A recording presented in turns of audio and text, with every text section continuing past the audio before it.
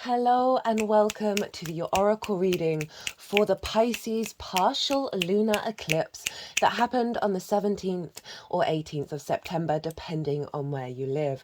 I'm going to be breaking down and summarizing the astrology very quickly to do with this eclipse, and then I'm going to be reading these oracle cards, and channeled messages will be coming throughout.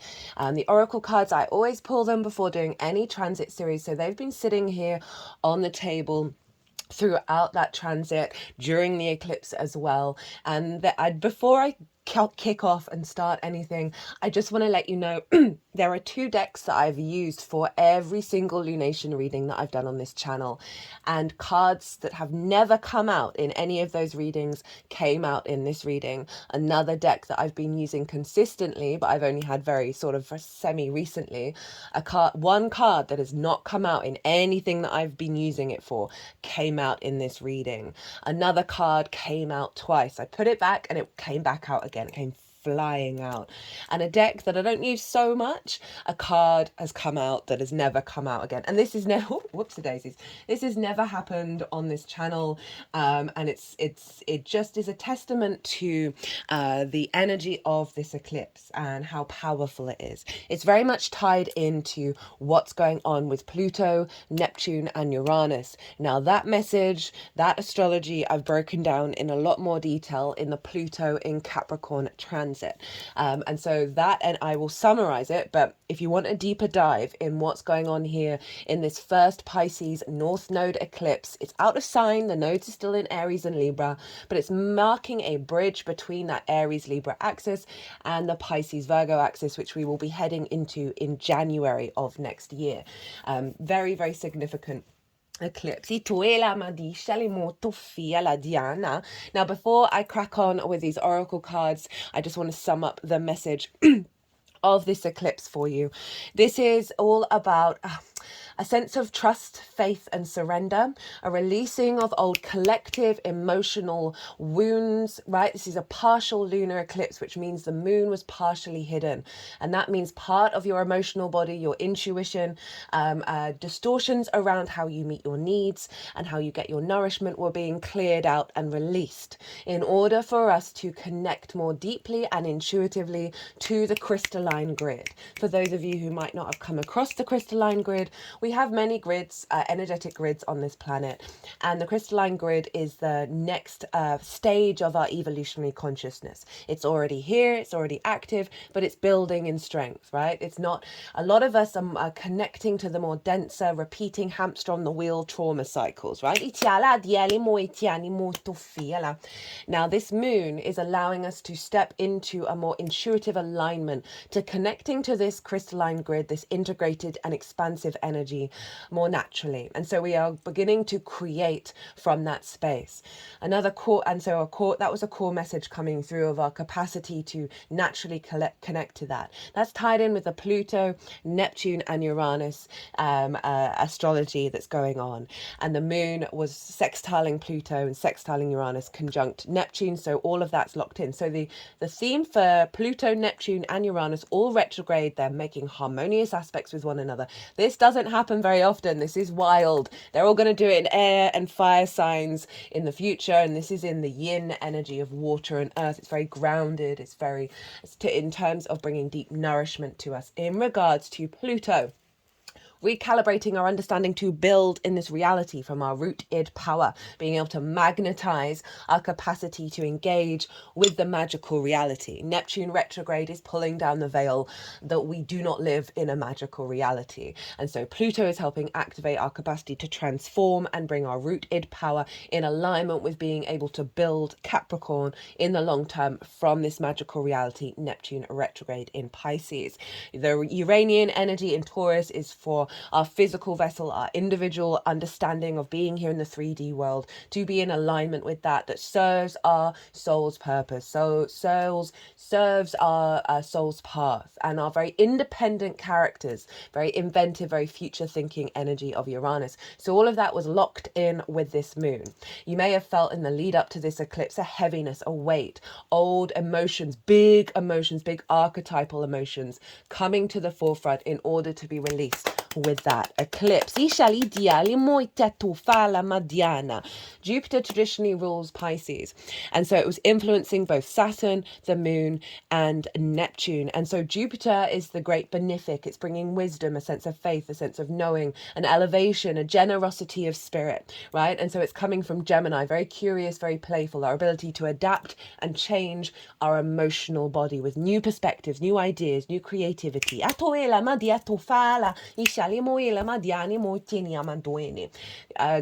Squaring the energy as well as influencing it by rulership. Squares are ruled by Mars. So there's an element of building here, right? Of coming together and creating in the 3D world with this elevated wisdom of perspective, and being able to shift our perspectives around our emotional body, around how we truly understand the magical reality, having faith and trust in it, and a level of surrender.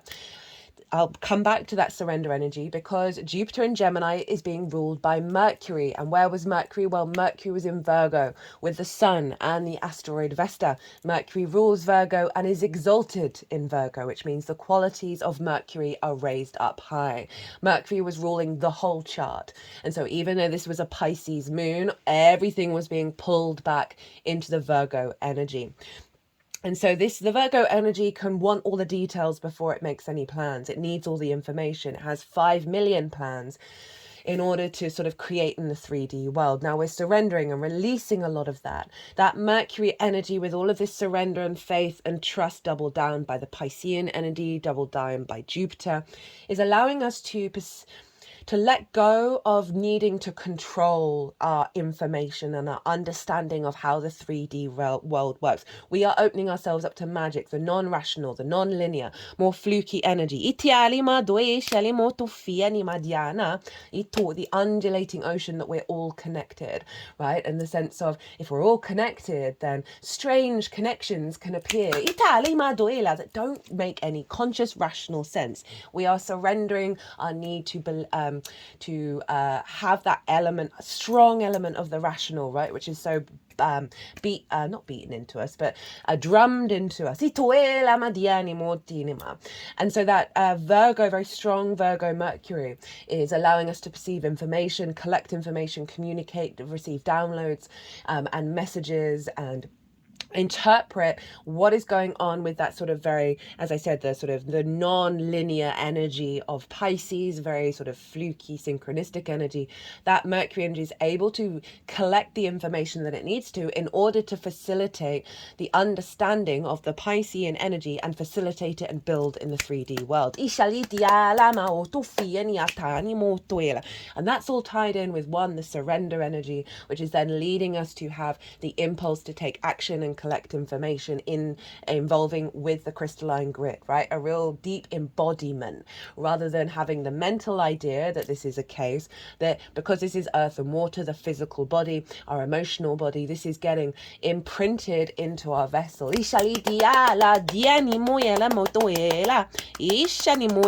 the same time of all of this going on, Venus was opposite Chiron in Aries. Now, Venus in Libra was ruling the south node.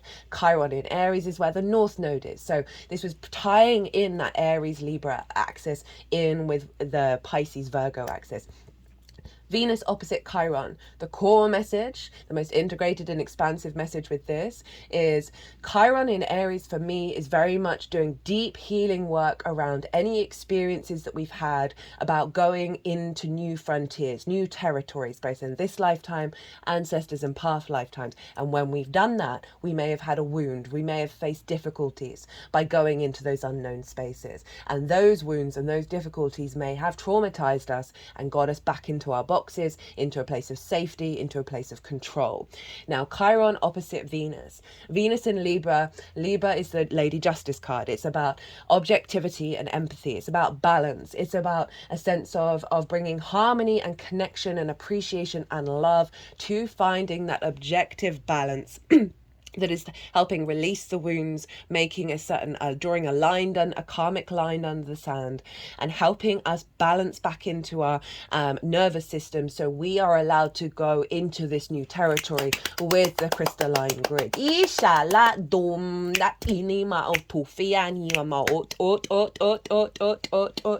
You may have noticed following the eclipse just a shift in your emotional body around some core wounds, as well as a sort of a deeper sense of knowing within yourself, right, rather than needing to sweat over the details. Now let us get into the oracle reading. The first card up is a power place. This is a recent deck that I've got. I bought it for myself for my birthday at the end of August, and I just love the visuals of this deck. It's very Moorish, and so we have this very strong energy of power place showing up. This is from What We've Forgotten by Amy Miranda. All the decks are always in the description box if any of them take your fancy. Mystic places. Oh, that's so appropriate because the mystic is at the end of the reading.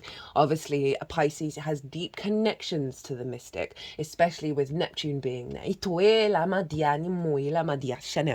sort of like the unknown faith, the experiencing the unknown, seeking the unknown.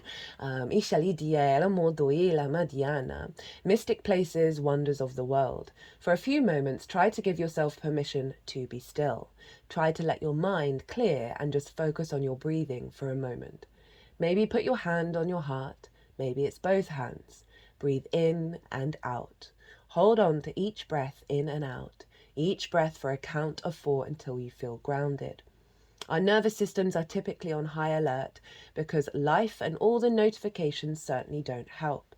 Breathing helps our body knows it's safe. We can put our feet on the ground to connect with the element of earth. We're aligning ourselves with the vibration and grounding power that earth brings. While we're here, we're going to entertain that maybe these pyramids all over the globe could be arrows pointing to the sky.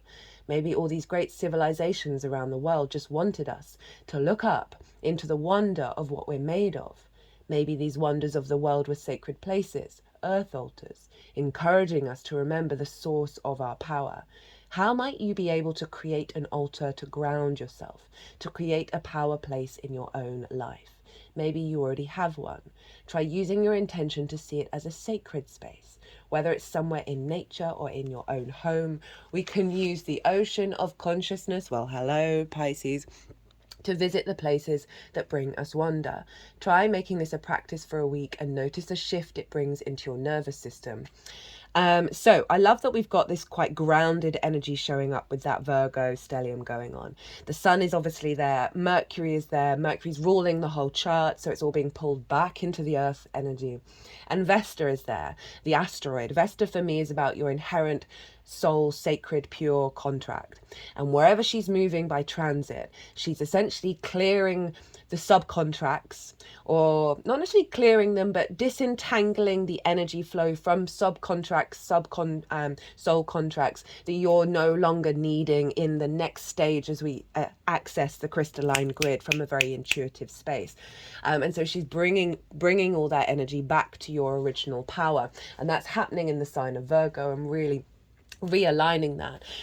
So this is really lovely. It's calling that, you know, part of the journey with this eclipse is getting grounded, is having a space where you can sit and contemplate the great consciousness of all, right? And be the mystic, right? In your place of power. We can also see this as an internalizing energy of our vessel turning into a power point. Ito to access the grid.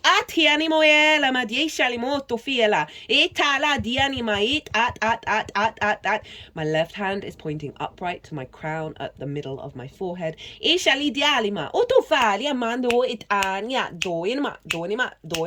And the fact that these points, like the pyramids, are pointing to the sky, of connecting to that energetic grid, connecting to the galactic energy. And it's a 4, it's a 13, so it's a 4, so there's stability, there's groundedness. So we are now creating with this new grid. And it's interesting that it's pyramids, because obviously there are so many structures around the world that are all on grid lines, right? They form a grid, and so it's bringing that the grid that's already here into an alignment with what we're accessing moving forwards.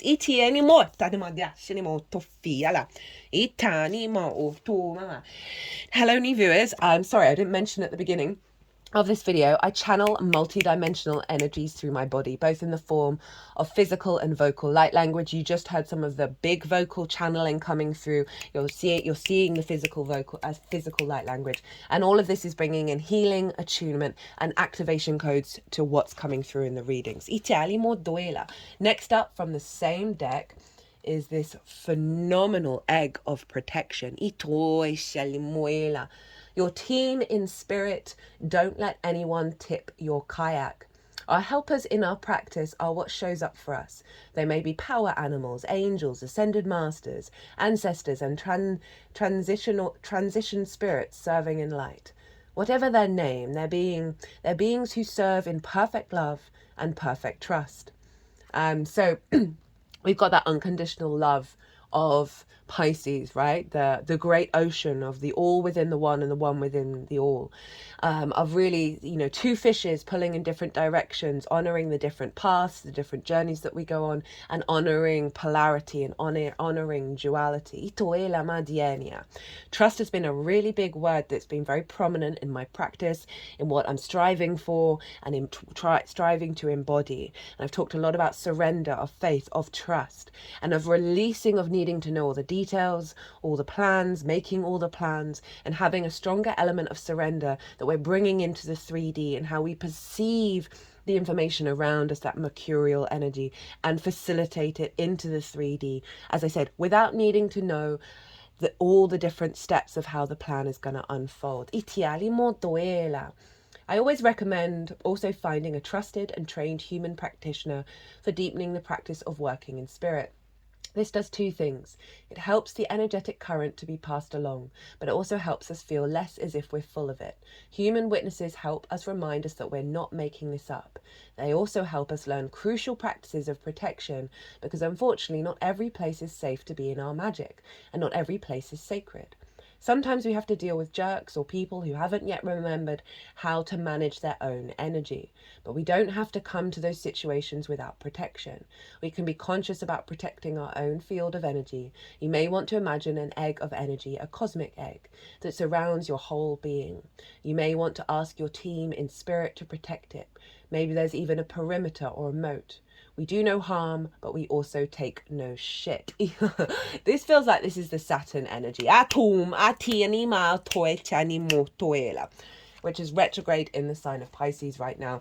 And that retrograde energy, one of the ways that I'm feeling that is bringing authority internal, right? And recalibrating our understanding of our own authority. Saturn also represents boundaries and separation. So there's something around our capacity to not be distorted by external energies, because we're tapping clearly into the crystalline grid that isn't then entangling itself with energies that aren't.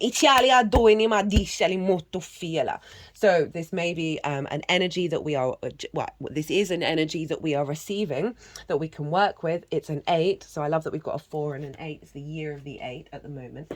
But also to amplify that energy, doing the practice of the egg, right? There are many different ways of doing it. Well, I really like doing the 4 elements, different stages of like a layered egg. And then at the final stage is spirit, is a mirrored egg of love. And that mirror is internal and external. And so it's bouncing back the love, bouncing back any energy with love, and also any of your internal energy back with love. Because obviously, you know, we can suffer those dark moments. We can suffer an energy that is not potentially coming from a place of love to ourselves. And so then you have it coming back. So that might be something you want to put into practice. But I love this sense of us all floating around in our eggs, connecting to the grid. And it's also I've had someone recently say that they at the eclipse they felt like spirit had their back. And they said it in such a way that felt incredibly embodied. And this feels like this sort of knowing, this trust that your path is protected, and trusting in what's unfolding is serving you. Right, okay, next up is one of the first cards that have never come out in any of these readings. This is a deck by Ari Honarvar. It's Rumi's Gift Oracle. It's a book of Rumi's poems. Rumi was a Sufi mystic, and she puts in practices. It's a fantastic deck. I absolutely love it. The artwork is beautiful. And I've used this for every single lunation on this channel, and this has never come out. Disillusionment. Out beyond right and wrong, there is a desert. The desert beckons us as if it were the oasis. We long to hold one another in its lush grass and drink from the clear spring. The moon whispers in my ear, I have one foot in that desert, but don't ask me to meet you there. For in that desert of disillusionment, just as with right and wrong, you and I, even oneness, cease to exist. You know, this sort of summarizes the ups and downs, the cycles of existing, of the individual figuring themselves out, but that means an element of separation. And it can bring about a level of disillusionment when what you believe and what you think isn't matched by the world around you. And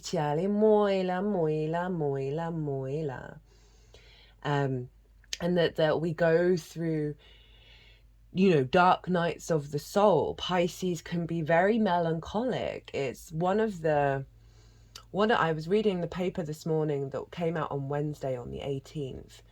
And one of the stories that came through that felt very appropriate for Virgo Pisces, and certainly more of the difficult energies of Pisces, is Facebook putting parental controls on every teenager's account on Instagram. And this is through a lot of families sort of not protesting or lobbying Meta about how their children had access to imagery and videos that glamorized, prioritized not being here anymore. Or yeah, I think you get what I'm saying. That, you know, Kurt Cobain, Pisces stellium, that may be a conspiracy though, and not the Pisces stellium, but how they died, right? And I'm trying to be really sensitive about this. It's certainly something I've suffered those thoughts for a long period of my life, and I know a lot of people who have. Also have people in my life who have done that act, and that was so appropriate, whether you agree with it or not, in terms of free speech and the freedom to be able to do what you want to do. It is a wound, and it is such a powerful wound, an ununderstandable pain to feel so disconnected from everything that you no longer want to be in the 3D world and facilitate your life in the 3D world of Virgo. And so this Virgo energy very much feels like making sure that certain information, certain paths of details are being blocked in order to stop or at least limit the impact of certain content on individuals who are in heightened hormonal cycles. But it's sort of highlighting the pain that we can all feel. As I was saying, that dark night of the soul, it's making me think of the little research that I've done on near-death experiences, that the predominant energy of those who, you know, come back, they're all like, it doesn't matter whether what they were trying to do was intentional or they had a really difficult life. Predominant energy is they're like, no, this is where we're supposed to be. This is where we create. This is the dimension in which we create in. It be real. This is where we feel, where we touch, right? So there's this wound here with this disillusionment that takes us into the pit. And what I feel that this poem is trying to get us to is that nothing exists. Even that disillusionment, even that sense of separation. And it's a two-pronged energy of the disillusionment that has come up in the lead up to this eclipse, that was actually very protected in our journey, that we needed to go through in order to release a lot of that. And I'm just reading one of the sentences that Ari has written, and she says, in this poem, Rumi points to the desperation and the longing of a person who has gone through all the stages of seeking and has arrived at the final one, non-duality, right? So out of the polarity of existence. And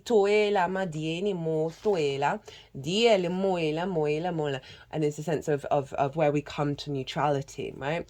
Of not being in conflict with what you deem is wrong, and what others may deem as right, that you are in conflict with, of really allowing ourselves to connect to everything, know that everything around you is also you. Ideali moila moila moila moila moila moila moila moila. It ani moila modoe shale moila moloila moila. So very appropriate for like a really intense understanding of the Pisces dynamic, right? Of the boundlessness of having very little boundaries. That's can be one side of the Piscean energy. But through that is able to tap into any possibility, right? So there's an element of protection around that disillusion, an element of boundaries that stop us getting entangled by the heavier, denser energies of others that draw us down into the pit, rather than keep us in that state of serenity and calm. Now this card came out, I put it back, and then the next card out was this card flying out of the deck. So I love it when my intuition feels like, oh no, that's not the card, but it's actually a double bluff of the intuition, because it's like, no, put it back, so you can then see the importance of it as it comes flying out again. And that's one of the like real tricks of figuring out your intuition, and making sure you're not judging yourself or criticizing yourself around intuition when you're tapping in to synchronicities, right? That's the Virgo energy. It can be hypercritical, hyperjudgmental, that the things that you may get wrong are actually right in their very essence, and to be really open to that, right? And stop being in fear or worry about what you're interpreting. As long as you're in that observer mode, as long as you're trying to be a zoomed out perspective over your behavior mechanisms, your trauma responses, as you peel back those layers, the closer and closer you get to the truth of your intuition. Shambhala initiations. Retreating to recharge, trusting in the process. There's that repeat message coming through. And Dharma. Diali moila moila. According to theosophical teachings, this etheric retreat is where we can come into contact with some of the greatest spiritual adepts, enlightened teachers and divine masters to ever walk the earth.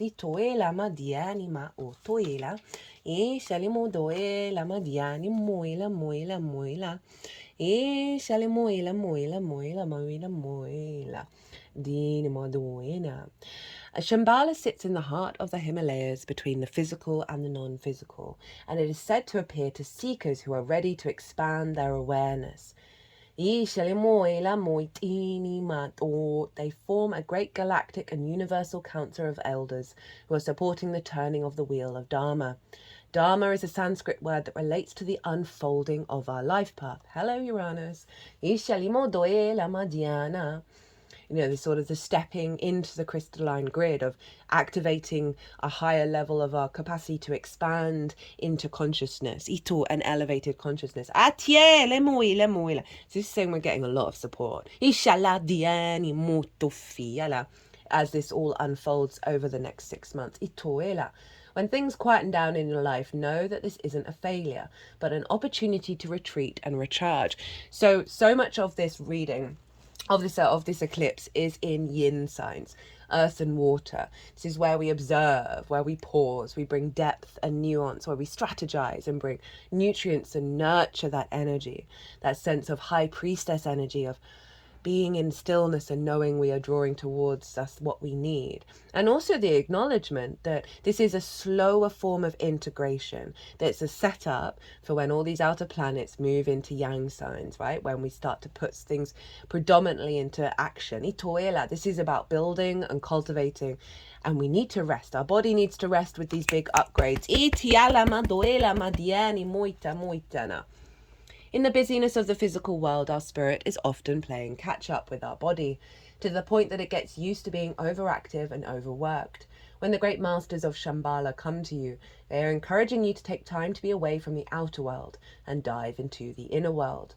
If you have been moving full speed ahead, this gateway encourages you to slow down and retreat. Take time to gather your energy. Spend time in meditation and reflection in order to gain a clearer awareness of your current situation. You will uncover many insights and gifts during this period. Realize that there is a master awakening within. Ito ala di We're leveling up, guys. We are leveling up. Ito eni madienia. And right, that Aquarius full moon very much felt like a timeline shift. And so now this is the level up in the ground that is taking us, that's helping integrate another tool to facilitate the experience that we're having on this new timeline. Crown chakra upgrade. Really interestingly enough, the Queen of Swords showed up in so many of the All 12 Signs series. You know, it's particularly linked into Venus and Libra, which is part of this transit. But on the Queen of Swords, she has a bird above her crown, just one. All the other court cards have more than one of the swords. And I always interpret that as she's receiving messages and she's cultivating a new perspective via her crown. So it's fascinating that this oracle card is also here. And that card was so one of the most core repetitive cards throughout those readings. Crown chakra upgrade. Divine connection, holy experiences, miraculous energy. The crown chakra is the energy center found at the top of the head. Often symbolized by a 1,000-petaled lotus, it governs our connection to wisdom, both internal and that of source. Opening the crown chakra represents connecting deeply within the heart of source and drawing down inspiration and insight. Before I continue, I just jogged by the Shambhala where it's saying going into the inner world. Pisces and Sagittarius are both ruled by Jupiter. Sagittarius is more of the preacher mode of going out in the world, wanting to communicate their faith, their trust, their wisdom. Whereas that Pisces energy can be very internal, can be very sort of the inner depths as you dive into the inner ocean within yourself. So, you know, very interesting that that's shown up, that through that process of meditation or just allowing an awareness and a cultivation of the inner expansion, we are heading into mastery.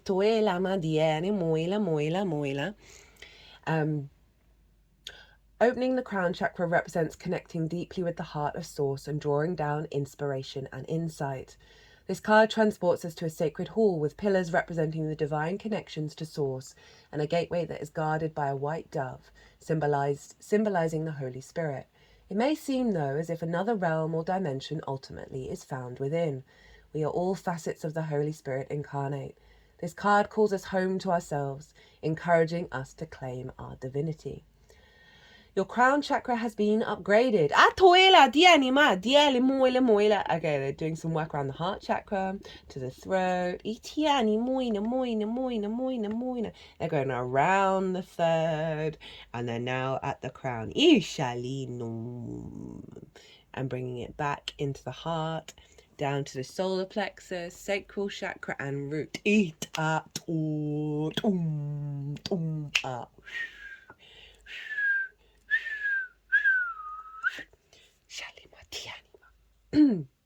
a nice little activation there.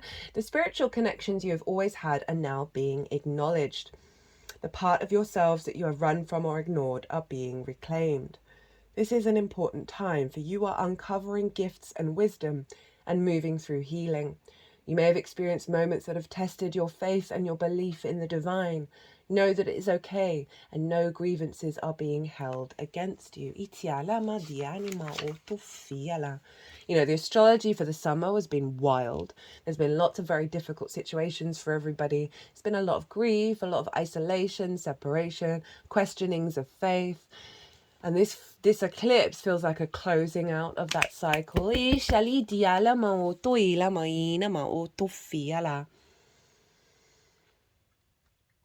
Holy Spirit is with you and within you. This is a coming home to your truest self.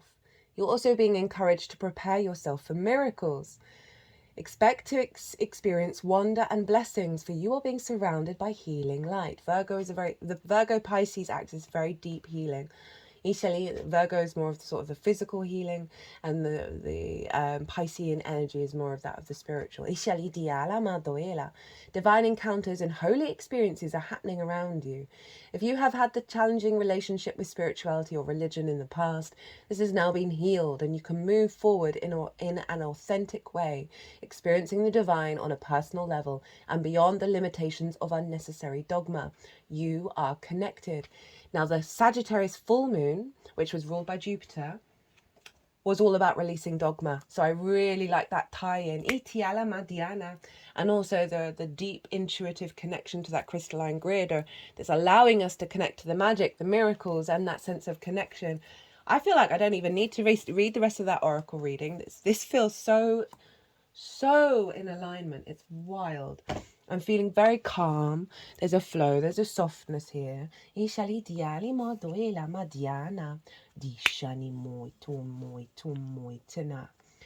the crone is another one of the cards from a deck that I've used in every single transit, pretty much, that has never come out on this channel or with client readings. I've had it a few amount of times, but it's just, yeah, really quite phenomenal. In fact, I'd been thinking, oh, I've not seen the crone. I wonder when that's going to turn up. And here it is. Ituela. This is from Kim Krantz's The Wild Unknown Archetypes deck. The witch, the old woman, the sage. The crone has seen it all. Nothing frightens or surprises her. She is the final manifestation of the feminine trifecta of Maiden Mother Crone.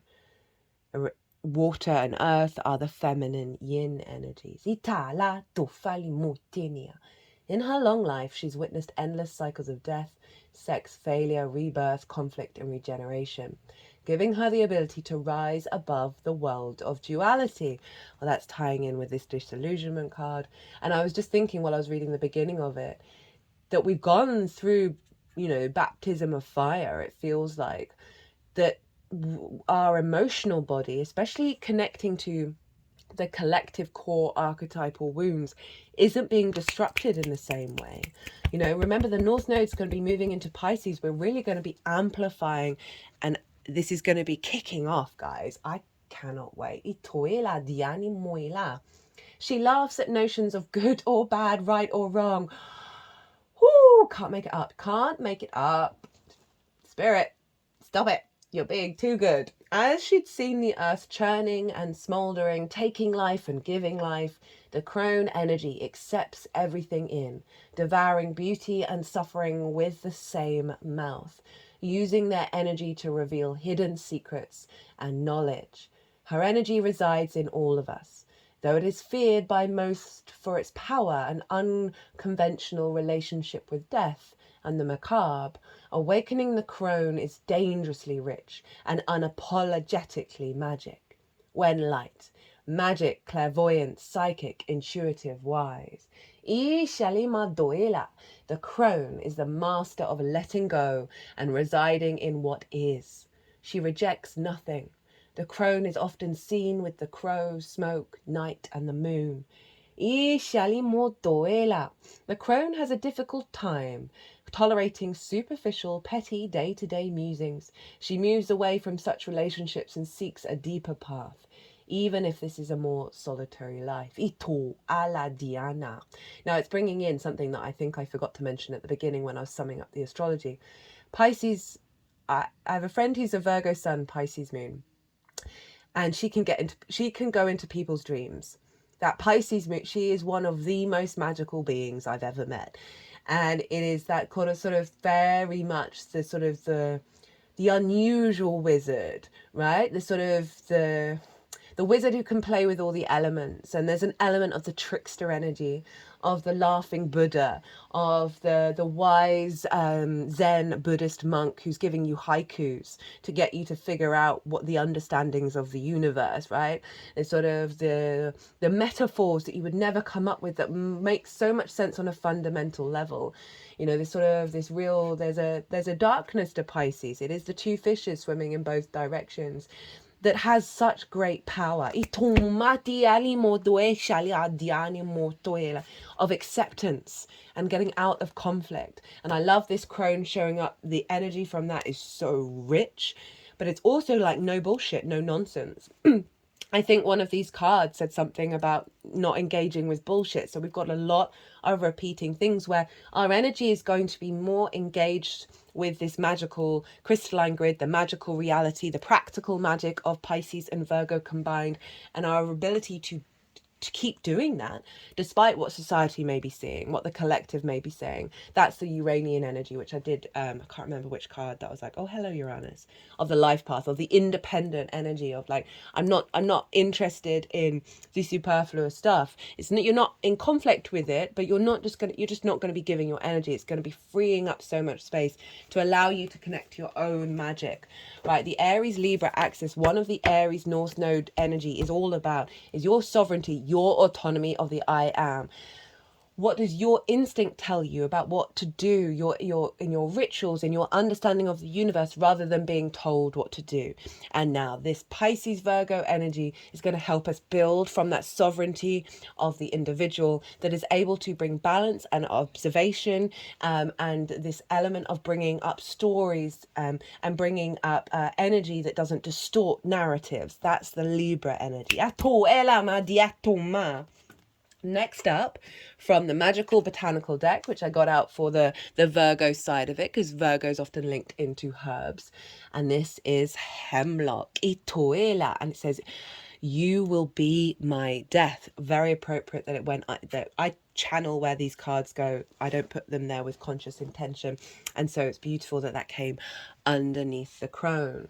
Hemlock is one of the most dangerous of the witch's herbs, preferring to grow near boundaries, hello Saturn, and borders of roads, gardens and waterways, for it is a herb of the gate, of the veil between life and death. Magically, it should only be used with great care, traditionally, and also the veils that are being pulled down, right? And it's allowing us more confidence and trust in this magic, itoela.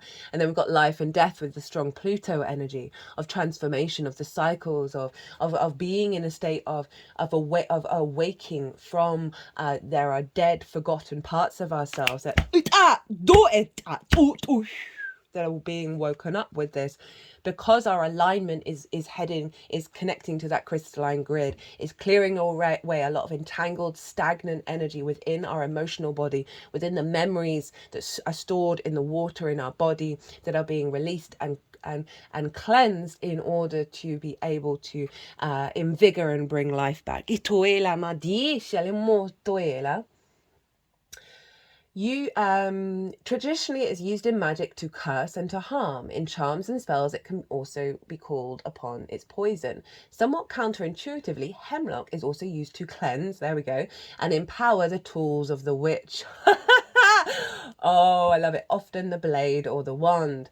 Like many toxic herbs, it can be used in toxic versions of flying ointments to aid in journeying to the underworld, and in religious veneration of the dark goddesses and gods such as Hecate, can be honoured by tending to hemlock.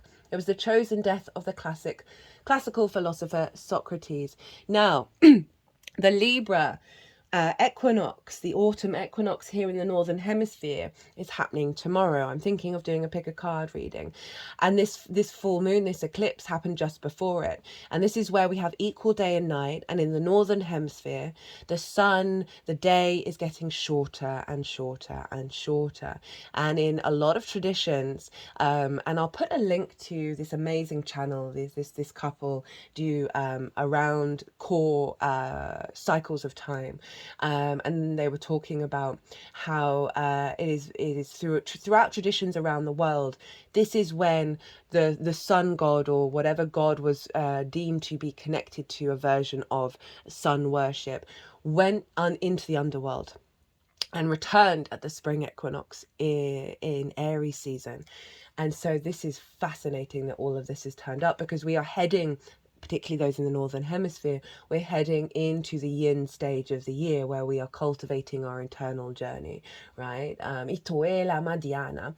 The spirit of hemlock is definitely about the boundaries, borders, and other worlds, and can often help us have vivid dreams and journeys, particularly when we are to face trauma and violence we have experienced or committed against another. Hemlock helps us when we are paralyzed emotionally, mentally, or spiritually due to fear and past trauma. These are the old paradigms, the old grids that we've been attaching to.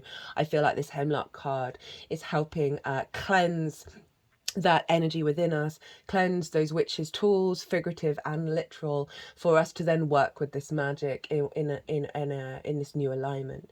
It helps us when we feel we cannot change or move on by dissolving calcified thoughts and beliefs in our energy body. Now, interestingly enough, Saturn, because they're talking about boundaries a lot, Saturn is often linked into the calcifying process. It makes things firm and rigid, right? So, and it's retrograde, so it's a dissolving of that and a breaking those up. Love it when they get really vibrant. Calcified thoughts and beliefs in our energy body, and getting in touch with our deeper consciousness. Oh my god, all of these cards are so utterly, completely in alignment. Oh, I could squeeze it. Unpleasant dreams will often be the trigger for change, so bear that in mind if you're having nightmares at the moment. When hemlock appears, pay attention to your dreams and nightmares. You have an opportunity to get unstuck and move through anything that is stopping you. The inner voice and intuitive message create the key for you to bypass anything that keeps you stuck and simply get you going on your own evolution without delay. Tying in what I was saying about the Aries energy. In this card, hemlock manifests as the death mask of the Dia los Muertos, or Day of the Dead in Mexican traditions. At the brow point of this mask is a heart pierced with a dagger, truth and love coming together, rising up from the stalk of the noxious root. She stares directly at us, and we cannot avert our gaze. Face the situation head on. The affirmation for this card is, I have the keys to my own freedom. Again, tying in that Uranian energy. Aluma, aluma, aluma, aluma, alum, alum, alum, alum. I don't think I've ever channeled this word before. Alum, aluma, alum, alum, eat, eat, eat, eat, eat, eat, eat, eat, eat, eat, eat.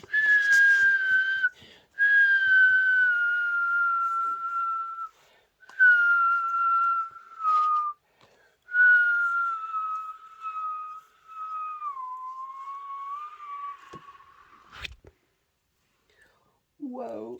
Yatana. Very cool. Very cool. Where are we now? So, the third card that has never come out of this deck in my personal readings, in private readings, in this channel. Stars in the sky. Limitless possibility. Ooh. Love it. Absolutely love it. Embracing opportunity. When you look into the velvety dark blanket of the night sky, covering the vast expanse of space, can you count all the stars twinkling above? Can you imagine that you are only glimpsing a teeny slither of what is actually there? This is the domain of limitless possibilities, of the never-ending sea of potential. There's Pisces, there's that ocean that you yourself are made of and have now at your disposal. Your life right now is alive with possibilities and needs your clear focus to home in on what avenue of exploration most calls to you. It's time to choose and not be distracted by the sheer magnitude of what may be. Be here now. Gather your thoughts and your most cherished dreams. Focus on the brightest star in your never-ending sky and take small steps, small movements towards calling this glittering potential into reality. If you can imagine this and hold that vision, you will summon all the celestial helpers and guides to aid you in bringing it into fruition.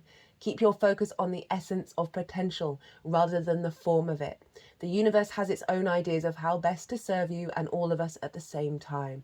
Trust this as fact rather than theory, and you ought not act surprised when your dreams come true, for they surely will, exactly how you need them to. I like that, trust this as fact rather than theory, and I think we can apply that to the elevation of the Virgo energy, right? Of this is facts. The amount of weird synchronicities and miracles and magic that's happened in my life that, you know, we're at this point of all the trauma and all the things that have us withdraw and go into disillusionment, the pain, the suffering, and then we've got all the magic.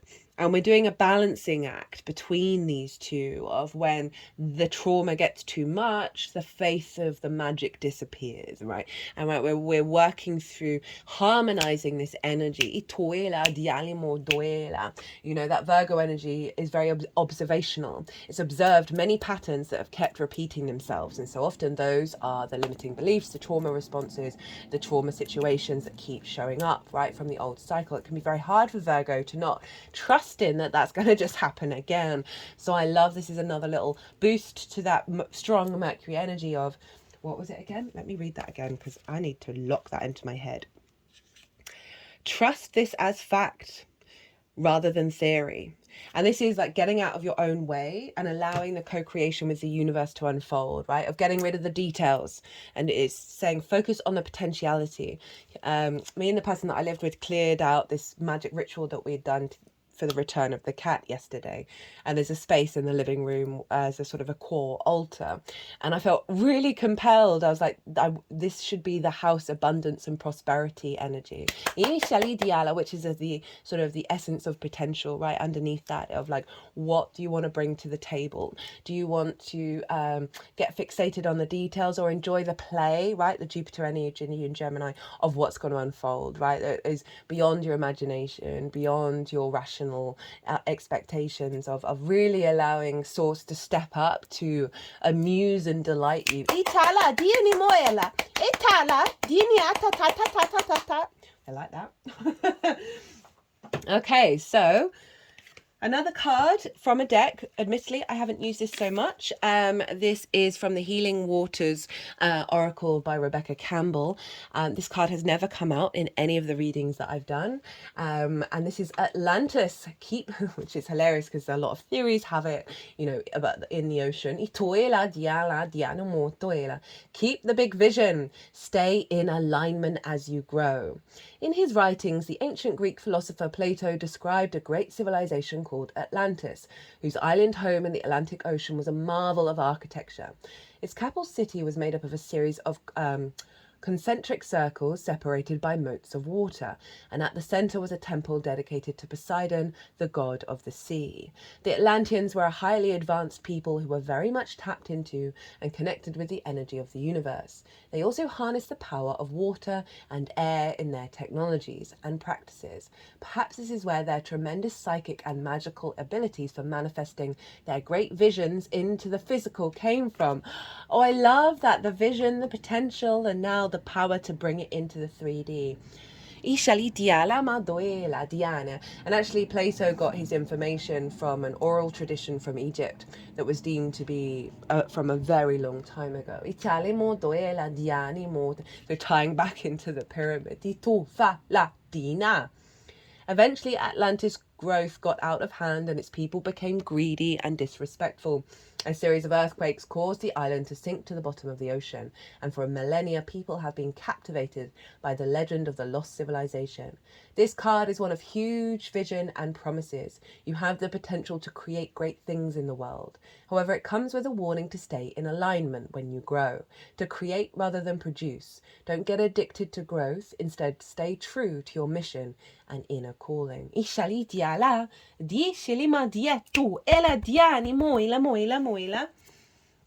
Next up is a card from the Four Agreements Oracle. The author of the book that this oracle deck is linked into has a Virgo sun. It's very mercurial in nature. And this says, cultivate faith. Well, hello, Jupiter. Hello, Pisces.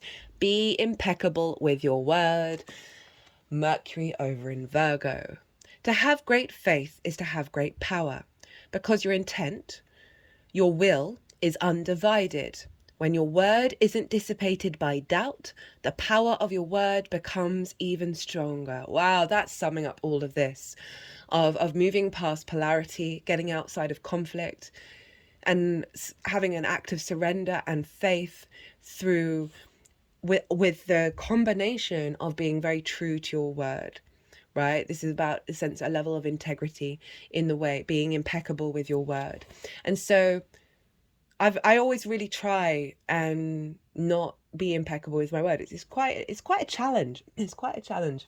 Because sometimes you're just in situations where it'd be easier to say a certain thing, to cut short something, but it's not really what you fully mean. And that can cause confusion and distortion. So I really try not to do it. And this is all about that, and as well as being impeccable with your word in terms of your vision, your understanding, the unfolding of your desires. And so this is about really getting right with the self, and that inner journey, that inner deeper understanding. Now we're in new territory now. So you've got to sort of figure out, okay, who am I in this new territory? This is going to be probably one of my longest oracle readings, but I'm so here for it. I'm so enjoying this.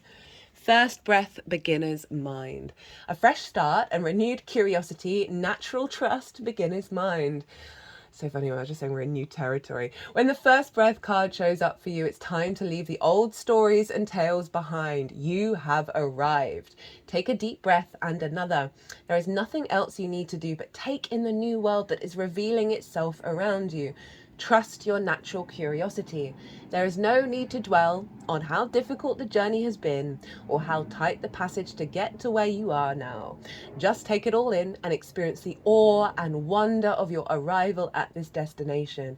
Even if it's a familiar place you've come to many times before, try to experience it as if for the first time, for you are renewed, and the old you is no longer your concern. Practice the beginner's mind, not labeling or naming what you see and experience. That situation that was so difficult only a few days ago, just be with it and breathe. You have already gone beyond it, have overcome and resolved it. Even if no one else realizes this yet, soon enough they will, as you move on. Do not squander the power of the first breath, giving the old narratives mouth-to-mouth resuscitation. Use it for new beginnings to animate a world you can play and create in. Do not underestimate the power of your breath and the magic of the word. Ooh. Oh, it's so exciting. Right, what have we got now? We have a crystal card that wanted to be placed above the gem, right? I'm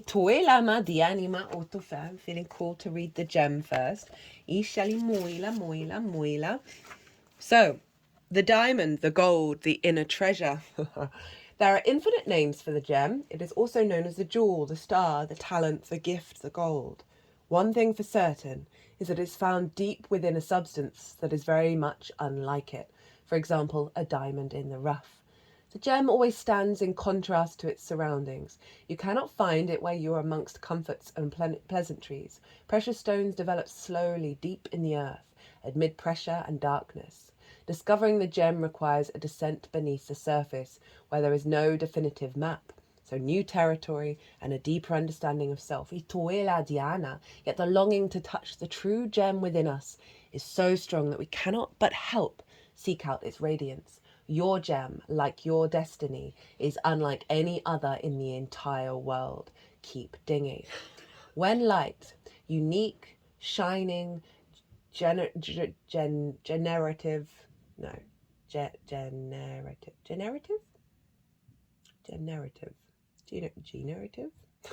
sorry guys, irreplaceable. In mythology, the diamond is often linked with the daemon, or inner light that leads us towards our true self, our purpose, our destiny. Atufaladienia. So we are uncovering the gem with this transit as everything unfolds. A deeper knowing of the true light, the faceted nature of self, right? The mirrored nature of the universe, that we are all facets of the same. The more cracks that we have create more facets for things to be mirrored, and more depth and nuance and visions and ideas and perspectives, and space is created by the mirrors bouncing off each other, all the worlds within worlds within worlds within worlds, allowing us to connect more deeply to source that is our true nature. Labradorite, reach for the stars and there you will find your vision. I am the gold, I am the blue, I am the many colours. What I give to you is the knowledge that you are also all these colours. Close your eyes, I am here for you. My colours will give you a vision. Ride these currents of life, reach for the stars, take my hands, and I will show you a vision. Be prepared for what I am about to show you. Labradorite heals by taking the attention away from the physical problems. They still exist, but labradorite can lift you above them, and in doing so, certain problems can just disappear. Look at the colours of labradorite and request healing. The colours will radiate into your aura. Labradorite can stimulate an excitement, a zest for life. It can rekindle all those things that you've always wanted to do. It can also reveal dormant creativity so that you can lead you into pursuits, and always there will be a vision. It will come to you, a thought, a feeling, reach for the stars. It's also very much a stone that is used to heighten psychic abilities. Ali, ali, moila, moila, moila, moila, moila. Ishania doela dia tum tum tum. Final card, my lovelies. We have the Mystic. Itoela ma dianima. The seeker, the light worker, the dreamer. The mystic is often misunderstood in our culture, depicted as a wanderer, as a wandering or light-hearted daydreamer. Yet, like Shiva, the true mystic plays a critical role in society, remaining fearlessly dedicated to the path of transformation in order to save the earth from darkness. Shiva swallows the poison of the world and holds it in his throat, slowly transmuting the liquid into nectar. This is the work of the mystic. They do not fear darkness, but rather sit in the presence of it, harness the potential and latent energy behind it. And remember, the darkness is the yin energy, which is a big part of this. In many creation stories, we come from the darkness, right? That all creation comes from the Great Mother, from the yin, right? From the ultimate space of possibility. Ali di ali moila, moila, moila, moila, moila. Moila, moila, moila. We've got themes of Pluto and Uranus coming up with the transformation and the path, as well as the obvious links into Neptune as well, and the Piscean energy here, and that healing vibe that we get with Virgo and Pisces, of our capacity through the awareness of the shades of grey, of the duality, of the polarity, while not being in conflict with it, we can do deep healing work, not only for ourselves but for the collective.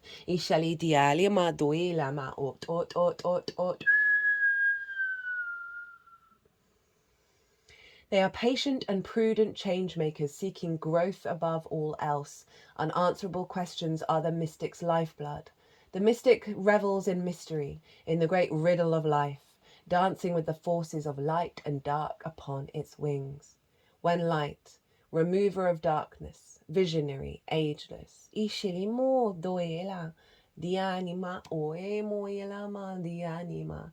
It may seem that the mystic is inward facing, yet its light beams back to the world with the strength of 1,000 stars. Ito aladina, ito maladina, e shale maelama oelama dianima, itala dinia, ela, ela, ela, ela, ela. Ishani moila, moila, moila, moila, moila, Ishani ma o elama, e doila ma diela mo doila. E a na ma o ma, dina, dina, dina, ela. I just pulled this energy into my heart space. Dofani ma inima, ishale ma ot, ot, ot, ot, ot, ot, da. Dina, e na. Itum, et tombe, et tombe. Ashalema dienema tu, et tinima.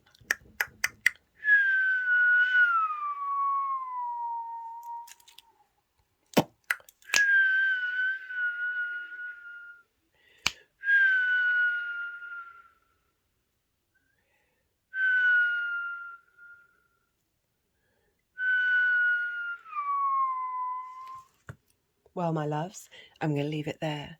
I hope you enjoyed this reading. I hope it resonated. Be good to yourselves. Be good to those around you. Safe travels and be well until we meet again.